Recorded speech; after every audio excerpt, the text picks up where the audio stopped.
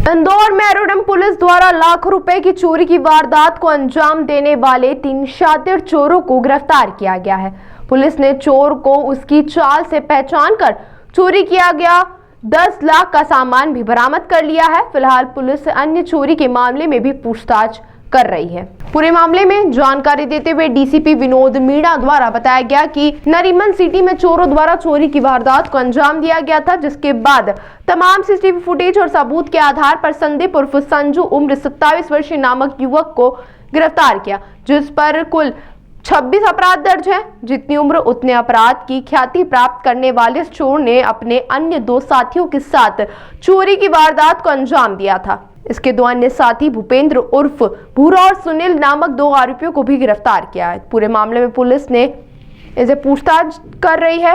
वहीं अन्य 2 आरोपियों पर भी आपराधिक प्रकरण दर्ज है। चोरों के पास से सोना चांदी के जेवरात सहित 2 भगवान की मूर्तियां भी बरामद की गई है। बताया जा रहा है कि जेल से छूटने के बाद दोबारा से आपराधिक वारदातें करने लगते थे। फिलहाल पुलिस पकड़े गए तीनों चोरों से विभिन्न पहलुओं पर पूछताछ में जुटी हुई है और कई अपराध के खुलासे होने की संभावना है। का बारीकी से विश्लेषण किया जाता है, सीसीटीवी फुटेज चेक किए जाते हैं और उनका लगातार लंबे समय से टेक्निकल एनालिसिस हमारे द्वारा किया जाता है। तो उसी अनुक्रम के अंदर हमारे द्वारा कुछ काफ़ी महत्वपूर्ण सुराग हमको मिले थे। जैसे कि आप पाएंगे कि इसके अंदर एक जो व्यक्ति है वो टांग से थोड़ा लंगड़ा के चलता है, उसको पाँव में कोई समस्या थी। तो इस प्रकार के CCTV footage over period of time जब हमने कलेक्ट किए तो हमको इसमें कुछ सुराग मिले। तत्पश्चात हमने इस पूरे ही प्रकरण में 3 आरोपी, एक संदीप उर्फ संजू है जिसके विरुद्ध 26 अपराध पूर्व में नकबजनी के चोरी के ऑलरेडी पंजीबद्ध हैं, जो हाथों का रहने वाला है। इसके अलावा एक भूपेंद्र उर्फ भूरा जिसके विरुद्ध जो छत्तीपुरा का रहने वाला है, इसके विरुद्ध कुल 11 अपहरण, चोरी के और मारपीट के सामान्य धाराओं के अंदर पंजीबद्ध है। इसके अलावा इनका एक 2 सुनील, उसके विरुद्ध टोटल 3 अपराध, जो कि छत्तीपुरा का रहना वाला है।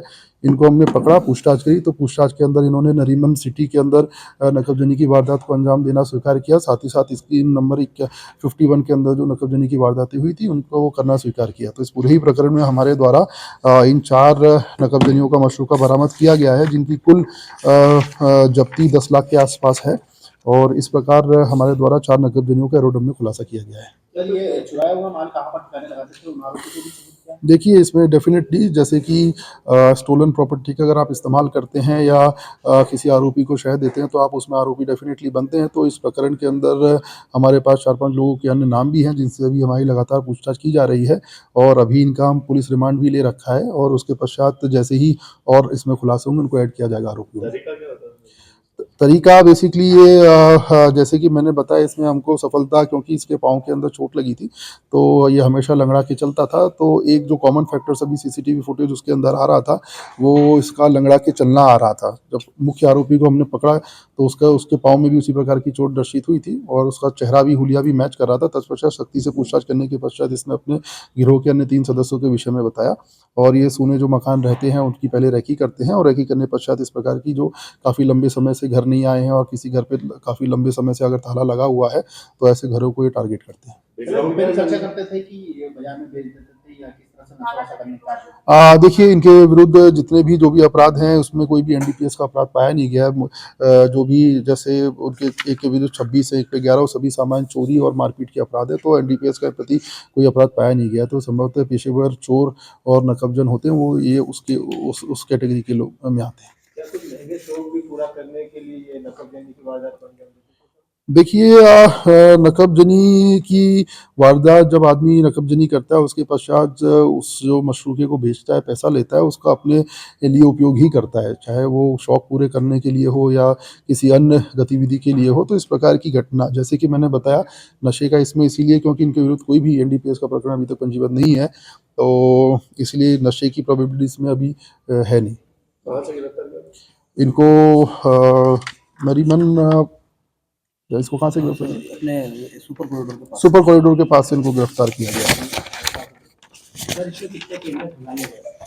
देखिए, इसमें जैसे कि नकबजनी की जब वारदात घटित होती है तो उसमें काफ़ी समय कोई वारदात तुरंत तत्काल ओपन हो जाती है जिसमें हमको पुख्ता सबूत मिलते हैं, लेकिन नकबजनियों की वारदातों को हम लंबे समय से ट्रैक करते रहते हैं, उसमें धीरे धीरे काम चलता रहता है। तो इसी प्रकार इसके अंदर और इसके द्वारा अन्य चोरियों के अंदर हमारी टीम लगातार पिछले 3-4 महीने से काम कर रही थी और उसी अनुक्रम के अंदर इसमें जब लेटेस्ट एक चोरी हुई थी स्कीम नंबर 51 में, और जब पुराने फुटेजेस को मैच किया गया तो उसमें काफ़ी सामान्य भिन्नताएं थी और उसके पश्चात चौकी इसमें पहले से ऑलरेडी काम हो रखा था, इसलिए आरोपियों को जल्द पकड़ने में सफलता मिली। ये चोरी किया हुआ माल कहाँ बेचते थे, किस दुकान पे?